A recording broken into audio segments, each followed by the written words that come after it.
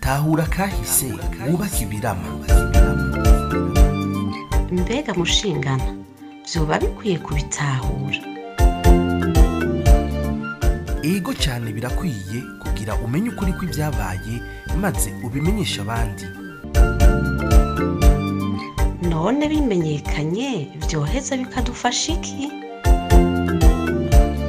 Byodufasha cyane ikintu kinini mu gihe hirya no hino hagwiriranye inyigisho z'urwanko zifatiye ku macakubiri y'amoko, imitumba n'imigambwe kuri bene Burundi bose rimwe. Kugira none uko kuri tukumenye maze twitandukanye n'abanyakibi b'abanyabinyoma vyogenda gute? Kugira utahure uko vyagenze, kurikirana ikiganiro Tahura Akahise wubake ibirama, mutegurirwa n'itorero Burundi, mugashikirizwa na Remesha Magazine imisi yose kuwa mbere.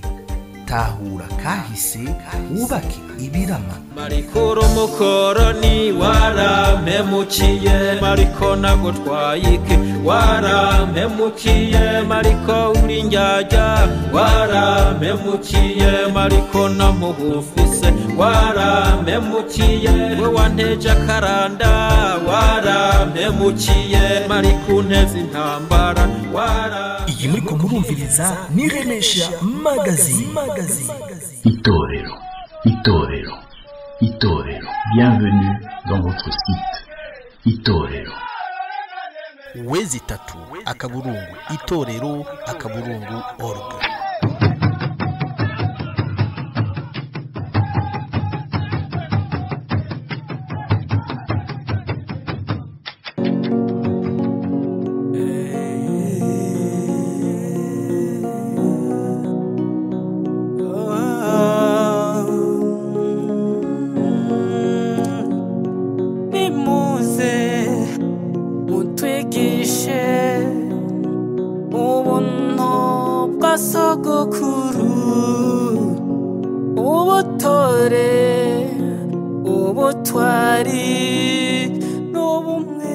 Ubuntu twarazwe n'abasokuru gututegeka ukubaha no kugira ubuntu ku kiremwa muntu cyose kuko dusangiye ubuntu. Turi ku munsi wa mbere igenekerezo rya 18 ntwarante umwaka wa 2024. Ndabaramukije ndabifuriza ikaze muri kino kiganiro cyacu Tahura Akahise wubake ibirama, ikiganiro mutegurirwa n'itorero Burundi mugashikirizwa na Remesha Magazine. Muriko murakurikirana Remesha Magazine. Muri kino kiganiro cyacu ca 32 tugiye kugaruka ku vyimviro by'ikumira n'ivyihonyabwoko, aho twishimikiza ibyanditswe na Nicolas Mayugi mu gitabo ciwe yise La mémoire vigilante et l'interethnique résistante pour une lutte rigoureuse contre le génocide. Ni urukurikirane rw'ibiganiro tugiye gutegura tuzoza turabashikiriza kuri ivyo vyanditswe na Nicolas Mayugi. Uno munsi tukaba tugiye gutangura n'igice ca mbere, tukaba turi kumwe n'umwigisha wacu Alphonse Rugambarara adufasha gutahura ivyo byikumira n'ivyihonyabwoko. Ndabaramukije. Mwaramutse Frank, murakoze cyane gusubira kudutumira. Bizeye ko tuza kuyaga neza kandi ndamukije nabaza kutwumviriza n'ubu tuza gukorana Kiki Daniel. Murakoze. Ego cyane Kiki Daniel, nawe ndaguhaye ikaze muri kino kiganiro. Ndabaramukije. Mwaramutse namwiriwe kubaza kutwumva bari aho bwije. Ndabashimiye ko mwase kudutumira muri kino kiganiro kugira ngo dusubire gusabikanya ibitari bike. Nka nikaze nkanaramutsa mwarimu Alphonse Rugambarara cyo gusanga hino kiganiro. Ego Kiki, tugiye kuvuga ku bya ideology. Umuntu avuze ideology ahanini ko kumva mwiki, wo zitandukanya gute, wo zishira mu mice ingahe? Murakoze. Ideology kwanza ni jambo ry'igifaransa, kugira ngo gitahure bisaba kubanza gusoma igifaransa nyene ukacumva. Dufashe nko kuri definition isanzwe dushobora gukura kuri Google. Idéologie bavuga ko c'est un système d'opinion qui, en se fondant sur un système de valeurs admis, détermine les attitudes et le comportement des hommes à l'égard des objectifs souhaités du développement de la société, du groupe social ou de l'individu. Tugerageje kuraba ukuntu twosigura mu Kirundi, dushobora kuvuga ko iryo jambo ideology ari inyubako y'ivyumviro ngenderwako umugwi w'abantu ushobora kubaka ukanishimikiza mu gutunganya imibano n'imibereho y'abantu. Aha rero dufatiye kwishirwa mu ngiro rya ideology dushobora kubona ko iyi nyubako y'ivyumviro irangwa n'ibintu bitatu nyamukuru iyo uriko urayihweza neza. Ivyo umuntu wese ashobora kuvyishimikiza uriko uragerageza gutahura ideology y'umugwi runaka, y'umugambi runaka, y'abantu kanaka umaze kubona bariko barakora canke ivyo bariko baravuga. Ibintu bitatu rero biranga inyubako y'ivyumviro ngenderwako. Icambere muri iyo nyubako y'ivyumviro hategeza kubonekamwo akaranga k'abantu uwo mugwi ushira imbere. Vuga bo barivuga baravuga ati twebwe turi bande, twebwe duharaniye neza yande, twifuza ko abantu runaka bashika kuki baronka iki. Umuntu ashobora gufata nk'akarero nk'ubu haba nk'ivyumviro bishira imbere nk'intara, ukavuga tuti ababo dukeneye ko bashika kuri ibi, dukeneye ko baronka ibi. Nakuvuga uti abarengero dukeneye ko bashika kuri ibi, dukeneye ko bahabwa ibi. Nibo bantu ba mbere tugiye gushira imbere, nk'uko no mu bwoko bw'ubwomekerano naho bashobora kubikora, kumva ko abantu bihaye izina bakivuga muri bwa bwoko busanzwe buvugwa mu gihugu, bakavuga ati twebwe duharanira ineza y'abahutu canke ineza y'abatutsi. Ico ni igice ca mbere c'akaranga k'abantu uwo mugwi uba ushira imbere. Igice ca kabiri, mu ciyumviro mu nyubako y'ivyumviro ngenderwako umugwi w'abantu kanaka wishimikiza, bategeza kwerekana neza umwidondoro w'umwansi uwo mugwi utegekanya guhangana nawe. Uwo mwidondoro bategeza kuwerekana, uzokumva bavuga ngo twebwe duhanganye na banaka, twebwe muri no rugamba rwacu banaka duhuye nibo bantu babi, nibo turondera, nibo dukeneye gushira hasi. Iyo ni nk'ingingo ya kabiri iranga inyubako y'iciyumviro igenderwako ariyo turiko turita ideology. Akandi karanga ka gatatu, ikiyindi principe ya gatatu itegereza kuboneka mu ciyumviro mu nyubako y'ivyumviro ngenderwako, hategereza kubonekamwo akarangamutima abanywanyi, yaba umwe ku giti ciwe, yaba bose muri rusangi, ibyo bahuriye ko basangiye kandi bagenderako. Icyo umuntu yovuga comportement individuel ou collectif.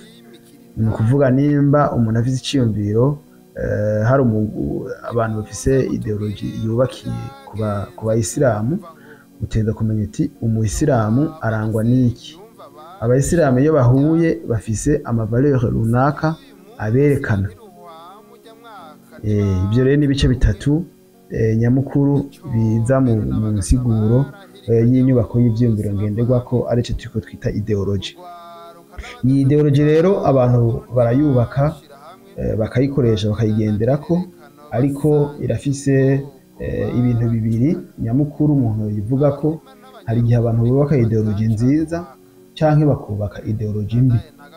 Ideology nziza irangwa muri ibi bintu bitatu. Niyo bavuga akarangamutima, niyo bavuga akaranga kabo, akaranga kabo n'akaranga kabo uwo mugwi canke uwo mugambwe canke uwo muhari canke ico kintu icyo aricyo cyose gifise iyo ideology, n'icavuga abantu gishira imbere abantu bakeneye gutezwa imbere, bakeneye guhabwa ibiharanirwa. Uzosanga mu bafise ideology nziza usanga bashira imbere ubumwe bw'abantu, usanga bashira ko abantu bama bari hamwe, usanga baharanira ko ari gutsimbataza ubumwe bw'abo bantu, canke iyo migwi y'abantu igize societe. Iyo ideology izoza ibashira hamwe, izoza ibaronderera neza bose, atanumwe itegekanya ko ikuramo. Igihe rero bazaba bageze kwerekana umwidondoro w'umwansi uwo mugwi uhanganye nawo, uzosanga bahanganye n'uwo wese ashobora kuba bangamiye inyungu rusangi z'abo bantu bose bahuriye muri iyo sosiyete runaka, nimba ari igihugu, nimba ari igihugu cy'u Burundi ubangamiye inyungu z'abarundi, nimba ari ideology igiye gufasha abanyafrika, yashyize imbere abanyafrika, ikibangamiye inyungu, imibereho n'umubano w'abanyafrika, nico kizoza kigaragara nk'umwansi ahanganywe n'abo bantu bafise iyo ideology. Aha rero hariho muri kimwe cya gatatu akarangamutima abanywanyi bateza ko bahuriyeko les valeurs, les principes de valeurs, usanga kenshi bashize imbere des valeurs universelles, ka karangamutima katavangura, ka karangamutima gashira neza iya bose imbere. Aha twoca dufatira nko ku karangamutima ka ideology yari yubatse Uburundi n'abarundi ku ngoma yaho hambere. Ikintu ca mbere cyari cyubatse abarundi, valeur bashira imbere isumba izindi n'ubuntu.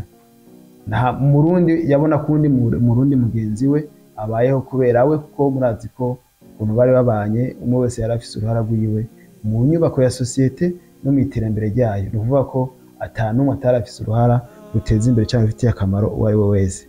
Muri ibi rero kuri valere y'ubuntu, muri aka karangamutima k'ubuntu hariho ubundi burangamutima wikomoka ko umuntu afise ubuntu ateza gushira imbere intahe, le droit. Umuntu afise ubuntu ashira imbere ukuri, la vérité. Umuntu afise ubuntu ashira imbere ijambo, la parole, akaryubaha. Umuntu ashize imbere ubuntu, afise ubuntu ateza kuba afise ibanga, le secret. Ibi nivyo bintu byari byubatse abarundi, harimwo n'ibintu bigaragara mu bikorwa byabo. Umuntu ateza kuba afise ubumwe, usanga bashira imbere les compétences, ubushobozi, ubutwari, ubupfasoni, urukundo, amahoro n'ibindi byinshi byiza bitegeza kuranga abantu bafise ico ciyumviro ngenderwako ciza, ideology nziza, une bonne idéologie, une idéologie constructive. Usanze rero abantu barubatse inyubako y'ivyumviro ngenderwako, ikizokwereka ko ari bibi, ko ari mauvaise idéologie, uzosanga mwizi biranga iki ciyumviro cabo bitatu. Nk'ubwa mbere uzosanga iyo bariko barivuga, icambere baba baramaze kuvangura sosiyete, bakayicamo nk'imigwi ibiri canke irenga. Ugasanga rero bobo mu cambere cyo kwidondora, kwerekana akaranga kabo nabo bashira imbere, uzosanga rero bitirira igice kimwe muri bya bice bigize sosiyete, bya bice bagabuyemo sosiyete. Bamaze kwiyitirira ico gice kimwe, bazoca bavuga ati n'inyungu duharanira ni igice runaka. Abasigaye baca ugendeye kuri bamwe bari muri ya migwi baba bagabuyemo sosiyete, icyo gice gica gicika umwansi. Niwe muntu wo kurwanya, niwe guteshwa agaciro, niwe wo gukumira, niwe wo kwirukanwa, niwe atana kimwe akwiye kuronka muri iyo sosiyete. Ibyo bintu izo nyungu ziharanirwa, niwe wo gucibwa umukenke, niwe wo kwica binabaye ngombwa, kuko ideology mbi nk'izi zamaziganisha mu kwica abantu canke n'ibyifuzo byo kubahonya. Ikindi rero ca gatatu gica kiranga iyi nyubako y'iciyumviro ngenderwako mbi, nuko baba bamaze kubaka icyo umuntu yokwita les complexes d'infériorité de supériorité.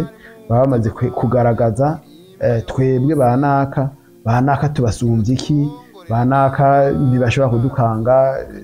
Baragaragaza intege nke zabo, nabo bakaguma berekana ko bafise ubushobozi bwo kubatsinda. Nk'akarorero ngo twebwe turi benshi, nk'akarorero ngo twebwe nke tuzi ubwenge, akarorero ngo ni twebwe twize, akarorero ngo ni twebwe dufise ibi n'ibi n'ibi, ni twe dutunze. Ibyo byose bica biza kugaragaza ko hariho ubudasa hagati ya twebwe na mwebwe turwanya. Muri iki gihe rero umuntu wese ategerezwa gusoma mu bishikirizwa, mu vyigishwa no mu bikorwa by'umugwi runaka, umugambwe runaka, umuhare runaka, icyo ari cyo cyose gifise icyo kiho kiraharanira, ugaca ubonamwo ibi bice bitatu, ukaba uhejeje kubona ideology yabo ni iyihe, inyubako y'icumviro ngenderwako uwo mugwi ufise itunganije gute, ishira imbere nde, igwanira nde, ikagwanya nde, ishaka inyungu zande, igahahaza nde, ivyo bagenderako ni ibihe.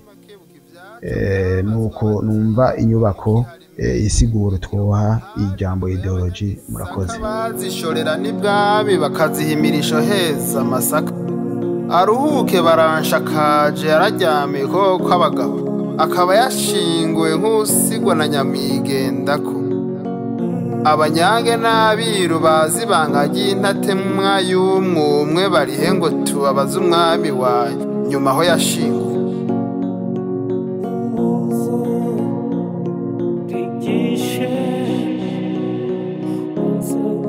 Mwaramutse nimuze mutwigishe ubuntu bwa sogokuru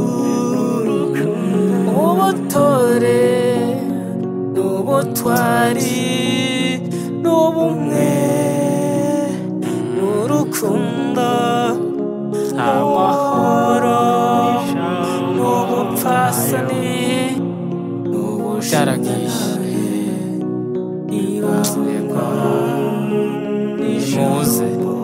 Dr. twishimikije igitabo cya Mayugi, mu Burundi harabaye ivyumviro byinshi byaje bikumira bamwe n'abandi, mwodufasha gutahura neza aho ideologie d'exclusion n'ihonyabwoko zazananye mu Burundi ko zagaragaye no mu Burundi. Urakoze cyane, urabuze Nicolas Mayugi. Nagira ubwa mbere mbanze kugaruka ku gikorwa yakoze cyane kuko icyo gitabo nasanze atari benshi bakizi kandi byari bikwiye yuko abantu bamenya ibyo Nicolas Mayugi yanditse. Icyo gitabo yacanditse ariko ntiyagihejeje kuko yaciye yitaba Imana ataragiheza, ariko yari amaze kwandika ibitari bike. Aha rero twoshimira abantu babiri, umushingantahe Paul Ngarambe n'umupadiri Liboire Kagabo, nibo begeranije ibyo Nicolas Mayugi yari yasize yanditse, barabishira mu gitabo La mémoire vigilante interethnique résistante pour une lutte rigoureuse contre le génocide. Igituma yacanditse ni uko yabona yuko ibyiyumviro byo gukumira no guhonya ubwoko ari byo bibi mu gihugu cyacu. Yaragerageje rero ararondera neza na neza iyo byavuye, abona yuko byazananye intambwe zitanu, 5 étapes yanditse neza. Uno munsi turaza kuraba intambwe ya mbere ariyo ikomeye kugira ngo abarundi batahure koko iyo byaje biva, kuko ingwara kugira ngo yikire no kumenya neza iyo yavuye, hanyuma ukarondera umuti nyawo. Imbere yuko nduga ku ijambo kuri icyo kibazo ubajije, iyo ntambwe ya mbere nagira mbanze mvuge icyo no kwita ko ari guhamagara abarundi gutahura Nicolas Mayugi yanditse. Reka ko yanditse mu Gifaransa tubivuge mu Gifaransa. Nicolas Mayugi yavuze ati, yanditse ati: Les Barundi ont-ils compris? Quelque part, quelque chose me dit que pas encore ou pas assez.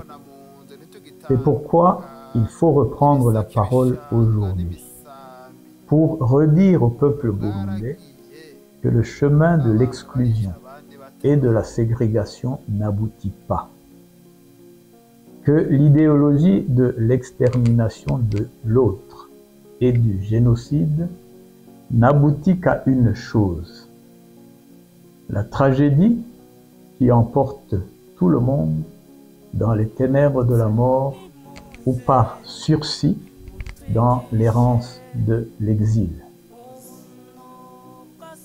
Murumva ko ahamagaye abarundi ati mbega mwaratahuye, ivyo mbona yuko mutaratahura. Ni naco gituma rero nsavye ko twokomeza tuvuga twereka abarundi yuko inzira yo gukumira atahishika, ko ivyiyumviro byo guhonya abandi bishika ku kintu kimwe: urupfu rwa benshi. Iyo badapfuye naho bagahunga kugira ngo bakize ubuzima bwabo. Yongera asubira avuga ati ma proposition est qu'entre autres, il faut se réintroduire dans la pensée des Barundi pour y installer ce que j'appelle une mémoire vigilante, servie par une interethnique résistante contre toute forme d'extermination de l'autre, qui en fait est l'autre moi-même, mon alter ego, une mémoire qui voit le danger et le prévient, parce qu'habitée par une intentionnalité volontaire de vivre et de faire vivre au lieu de tuer et de mourir. Aussi, j'en appelle à une interethnique résistante qui rallierait les Bahutus, les Batutsi et même les Batwa pour une lutte commune contre ce qui les extermine tous, l'idéologie du génocide.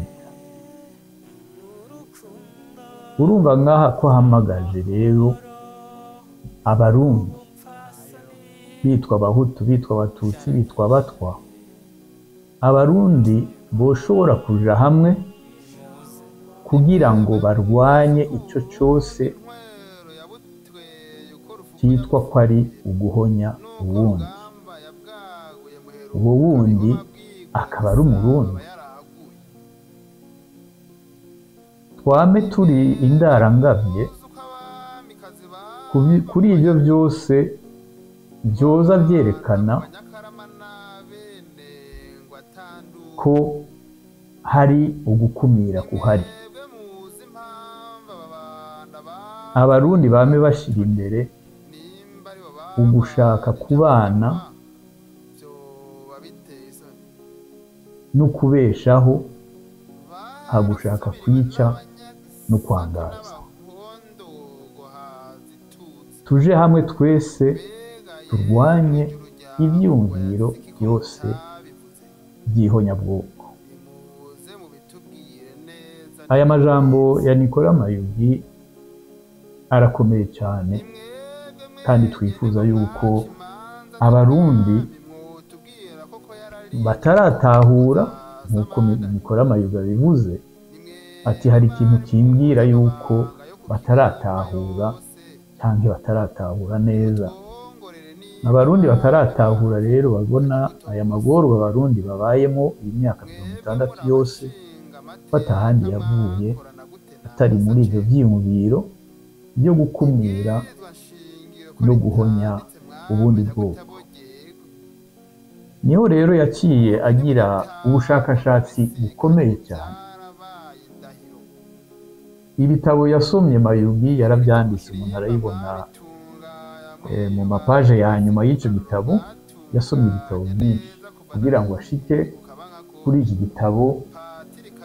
N'ubu ngoma asaba abarundi abo bose bifuza gukora kuja muri politiki cyangwa bari muri politiki bogisoma koko bagatahura iyo ibi vyumviro abantu benshi bakibamwo byo gukumira bihagaze ahanini ku bwoko, ku ntara n'ibindi ataco bimaze mu Burundi,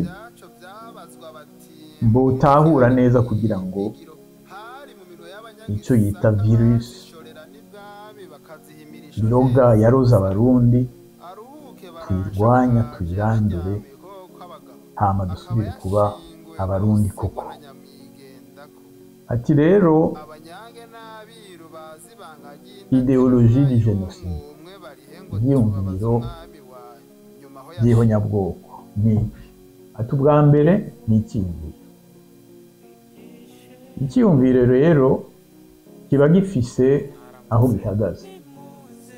Dufatiye ku byo Kiki yatubwiye, hari ibintu bitatu ndabisubiremo umuntu yoraba kugira ngo abone ideologie y'umuntu cyangwa y'umugwi politike mu ntaka. Ubwa mbere nicyo bita principe d'identité, ninde mushaka kurwanira nde, muvugira nde, n'ibindi. Ako karanga mushize imbere n'akahe. Icya kabiri ni umwasi. Uwo mwasi mushaka kurwanya n'uwuhe, cyangwa ivyiyumviro n'ibihe mushaka kurwanya mutabona yuko ari ingirakamaro kuri mwebwe. Icya gatatu ibijanye n'akarangamutima, yabivuze bikwiye. Turavye akarangamutima k'abarundi aho hambere bashimikira ku buntu, twongere ko n'Imana. Aravye rero uko intambwe z'ibyo vyiyumviro byaje bidusambura, intambwe ya mbere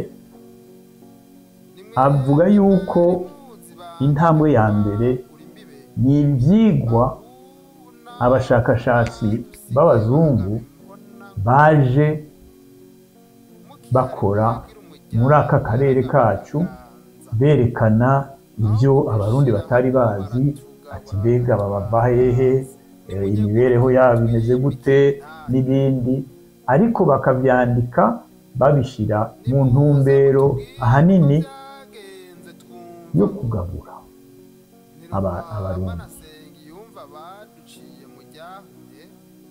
Abanditse ibitabo byinshi babikuye ahanini cyane cyane ku mushakashatsi wa mbere yanditse avuga théorie pseudo-scientifique nk'uko mwabivuze nyene bivuga ya Hamit Bantu ya supériorité na infériorité, kuko babona yuko iterambere abarundi no muri aka karere bari bamaze gushikako yari nziza, ariko ntibabona yuko arabirabure bayikoze.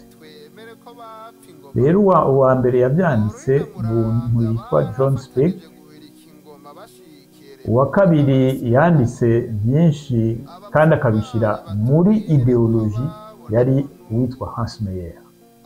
Niwe rero no muri iki gitabo Mayugi aza kuvuga cyane, kuko niwe wagize koko programme, tuzoguma tubisubiramo, programme yo gutuma abarundi basambuka mu bintu byose.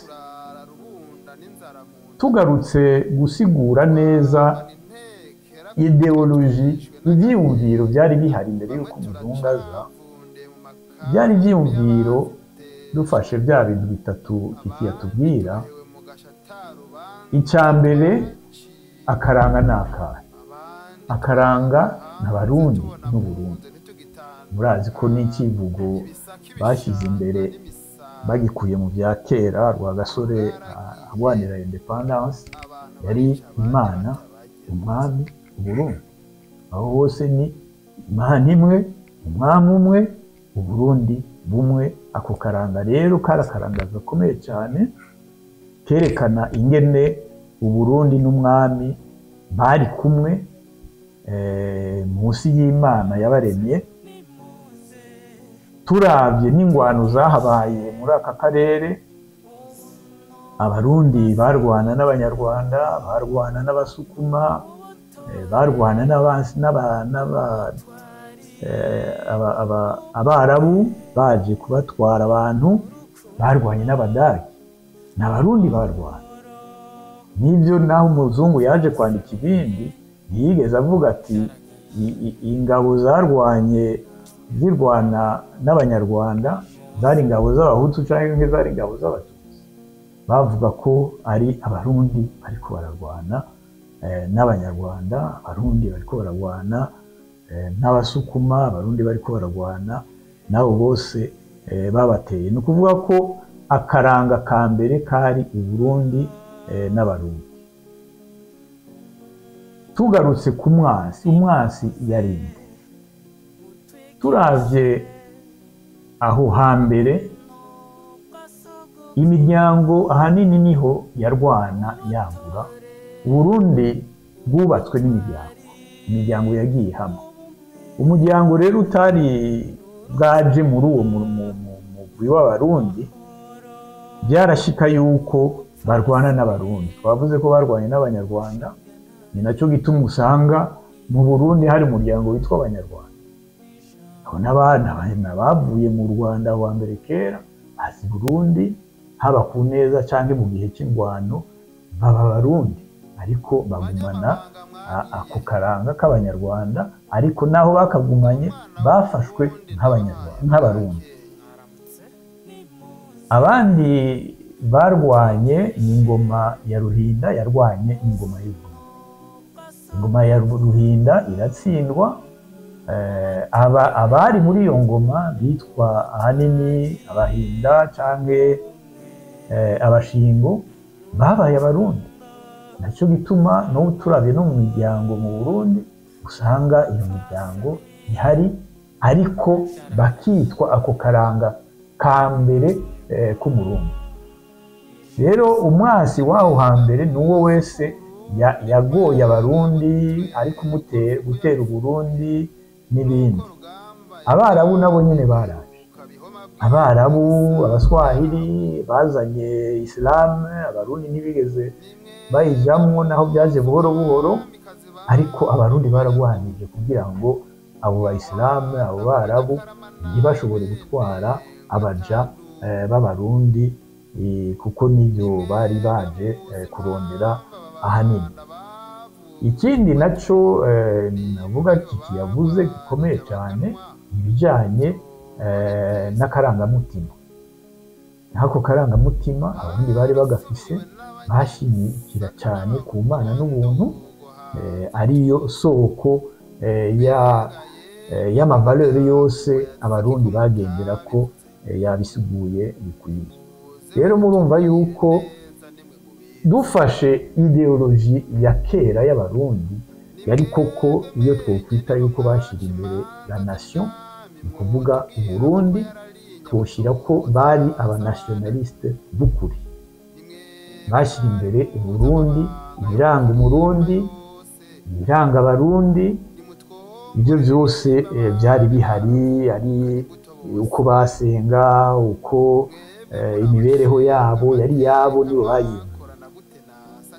Umuzungu rero aje, ibyo rero yatanguye kubisambura, ati ako karanga tugasambura, tugashiremwo ibindi.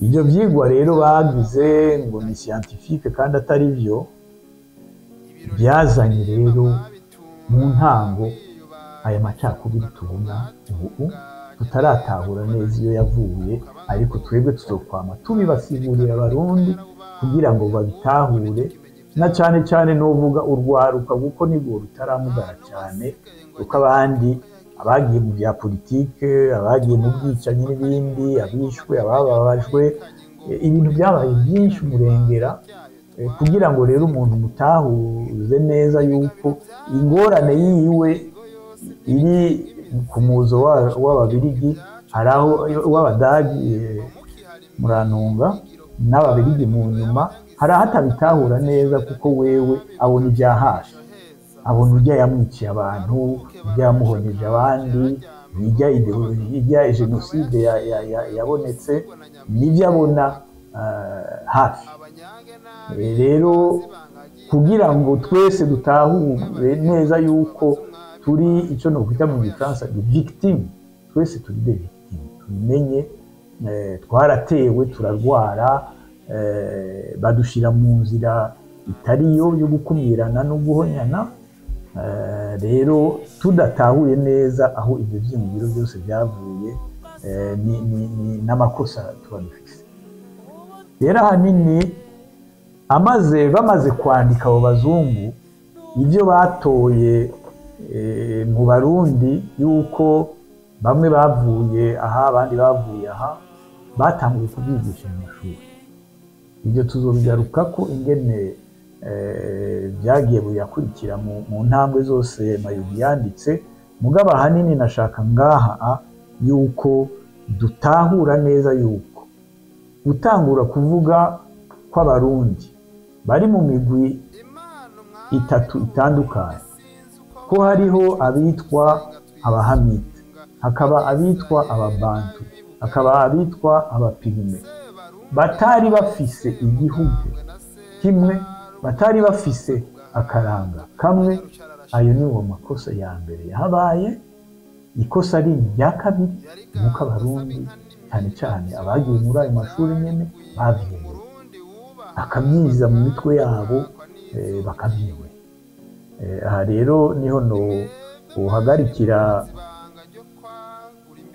ikiganiro twashaka gushira imbere ku bijanye n'ivyo vyigwa by'abazungu badushizemwo, ko ariyo ntambwe ya mbere yo gusambura akaranga k'Abarundi, cya kivugo cyane zotegerezwa gushimikira ko Imana umwami Uburundi, kugira dutahure ku karanga ka kera kasambuwe n'izi nyigisho tubabwiye.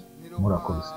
Ego cyane ndika ndabashimire kuri izi nyigisho mudushikirije zuno musi kuri kubijanye na idéologie d'exclusion et du génocide. Ni igice ca mbere aho ari ibiganiro tugiye gushikiriza twishimikije la mémoire vigilante et l'interethnique résistante pour une lutte rigoureuse contre le génocide. Ni igitabo ca Nicolas Mayugi, kandi nizere ko ku munsi wa mbere uza tuzosubira mu gice ca mbere.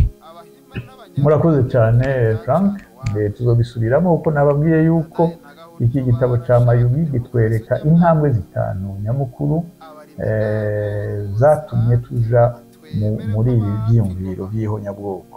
No musi twabuze intambwe ya mbere, tuzokurikira ku ya kabiri no ku ya gatatu. Murakoze cyane. Ego namwe ndabashimire Kiki Daniel ku mwanya mwafashe mukaduha kugira mu dutahuze neza ibijanye na ideologie. Ico ideologie muradusigurira n'imice ibiri, ideologie nziza na ideologie mbi. Nizere ko ku munsi wa mbere muzoba muri kumwe natwe kugira tubandanye n'ino programme ya kino gitabo cya Nicolas Mayugi. Mwakoze, reka tubashimire ko mwatunganije kino kiganiro mukaba mwadutumiye. Ndashimiye na muganga Alphonse Rugambarara ku bitari bike atwigishije. Tugashimira n'abarundi bose bashoboye gukurikirana no kumva kino kiganiro, tukanabatumira ko bafite icyo bunganira, bafite icyo babaza, bafite icyo bashobora gushikiriza, mubahe akanya kugira ngo twubakire hamwe Uburundi. Ibisaka ibishanga n'imisambi, ubuntu bwaragiye, abantu barica abandi batabaye. Nuko ni hano ikiganiro gigarukiye na kano karirimbo k'umuririmbyi Munyabyese ariwe Kiki Daniel, abanyamabanga kavuga iby'abanyamabanga, abaza abanyamabanga aho bagiye. Nizere ko bino biganiro mutegurirwa n'itorero Burundi bibashika kunyota bibigisha ibitari bike kuri kahise ku Burundi. Ababa batakurikiranye ibiganiro uko tugenda tubibashikiriza, mushobora kubisanga kuri website itorero.org hamwe no ku mbuga ngurukana bumenyi z'itorero zitandukanye yaba Facebook canke mukaja no kuri YouTube. Mufise icyo mutubaza murashobora kutwandikira kuri email ndizeye87@remesha.net. Reka ndabashimire umugwi w'itorero Burundi wadufashije gutegura kino kiganiro, nayo Yves yariko aradufasha mu buhinga bw'ivyuma arakiniye. Frank Espoir Ndizeye nariko ndakibashikiriza, ndabikebanuye naho ubutaha.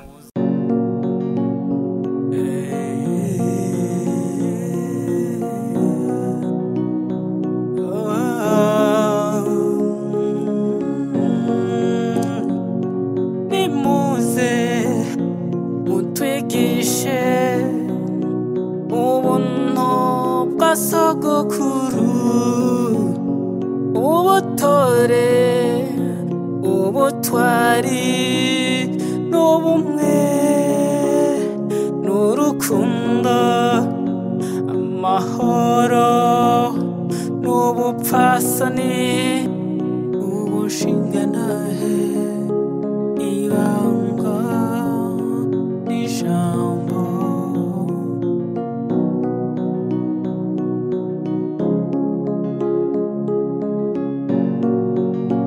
banyamabanga mwagiye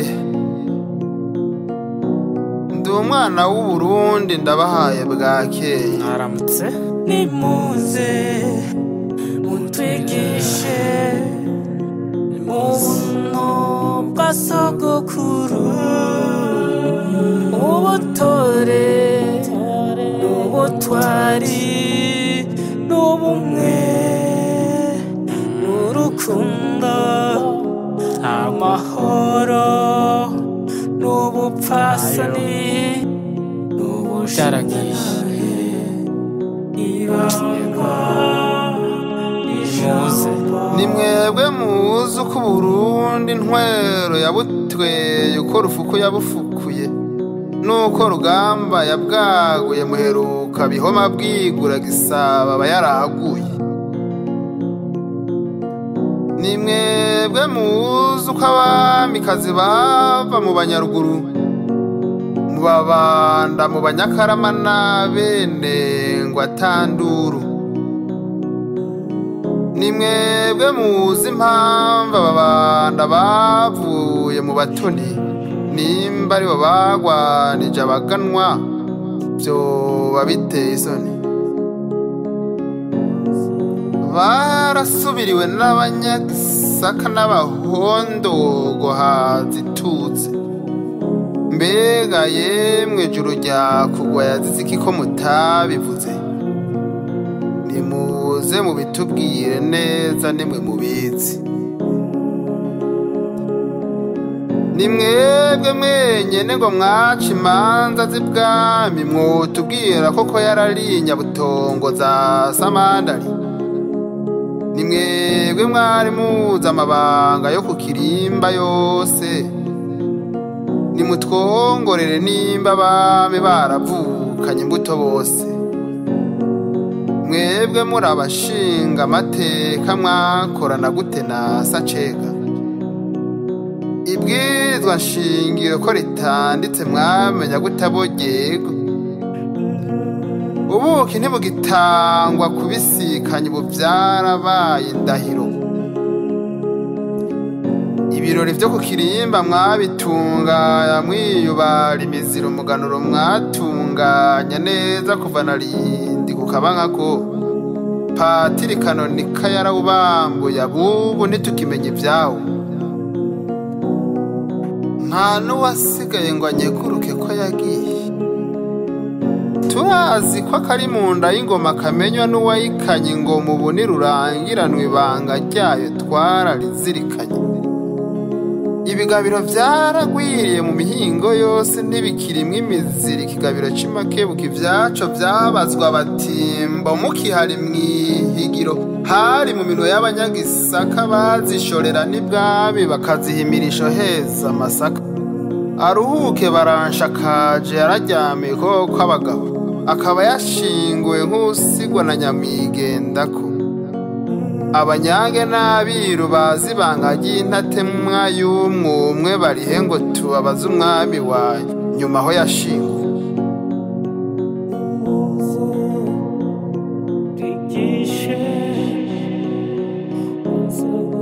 mwaramutse nimuze mutwigishe mu buno bwa sogokuru ubutore n'ubutwari n'ubumwe n'urukundo amahoro n'ubupfasoni n'ubusharagiye ibanga nimuze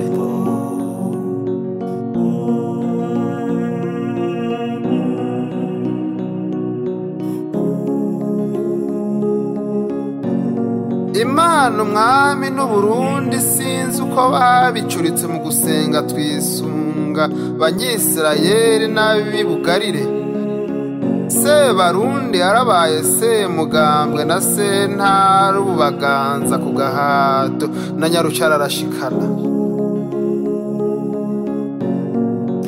Yariganza asaba inka n'imirima byose vyariguye umurundi wubahawe kandi akakwa n'izuru ryiwe. Ni mwebwe mwari muzi ibanga ryo kwagura imbibe, abu naho mwadusigiye bahagaba imbona nkubone. Mukihari ntiyagira umuryango yaragaba akaganza, aho kudushira hamwe uwo baratugabura bakatwangaza. Nimunyeguruke mutwimikira intahe, nimuze mutubwire uko vyagenze twumva ngo Ntiruhwama na Sengiyumva baduciye mu ryahumye. Sijya uyu munsi na Ntiruhwama ujya mwaka ntibavuga rumwe. Micombero na Bagaza barahirikanye bose bava hamwe. Urwaruka n'abageze mu zabukuru ntibashira hamwe. Bamina na Mirerekano basangiye ubwoko baratukanye. Abahima n'abanyaruguru ni kuki batacana uwaka. Ndadaye na Gahutu barashaka demokarasi ujya mwaka. Abarimyi n'aborozi batemanye twemere ko bapfa ingoma. Ngorori na Muramvya barafatanije guhirika ingoma bashikiye Repubulika barasubiranamwo. Abapfumu banye batubwire ko babona ko n'ubu Abarundi tuzoba tucikoreye umusaraba tuvuna ntitugiteka ngo bishe twagizwe amabi mu kivunga twararemezwe intebe ishusha moso zatembera mu nda. Turara ntibuca turara rubunda n'inzara mu nda. Twamana intekera ku mutwe twishwe n'agahinda.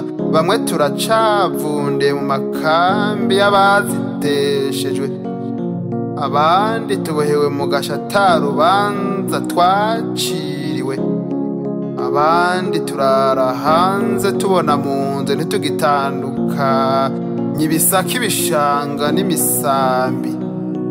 Ubuntu bwaragiye, abantu barica abandi batabajya.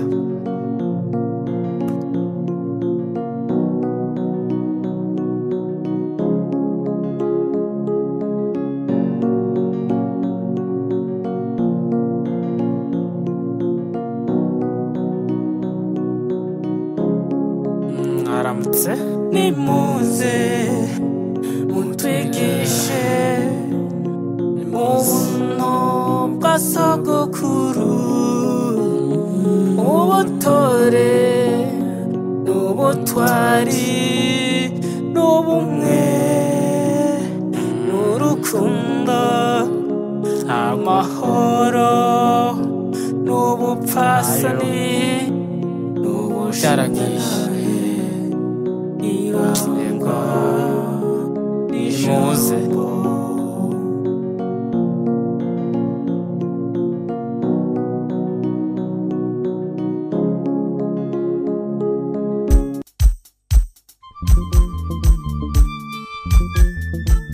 tahura kahise wubake ibirama. Mbega mushingana, vyoba bikwiye kubitahura. Ego cyane birakwiye kugira umenye ukuri kw'ibyabaye maze ubimenyesha abandi. None bimenyekanye vyoheza bikadufasha iki? Byodufasha cyane ikintu kinini mu gihe hirya no hino hagwiriranye inyigisho z'urwanko zifatiye ku macakubiri y'amoko, imitumba n'imigambwe kuri bene Burundi bose rimwe. Kugira none uko kuri tukumenye maze twitandukanye n'abanyakibi b'abanyabinyoma vyogenda gute? Kugira utahure uko vyagenze, kurikirana ikiganiro Tahura Akahise wubake ibirama, mutegurirwa n'itorero Burundi, mugashikirizwa na Remesha Magazine imisi yose kuwa mbere. tahura kahise wubake ibirama. marikuru mukoroni warampemukiye mariko nagutwayike warampemukiye mariko uri indyarya warampemukiye mariko namubufise warampemukiye we wanteje akaranda warampemukiye mariko unteze intambara Iyi muriko murumviriza ni Remesha Magazine. Magazine.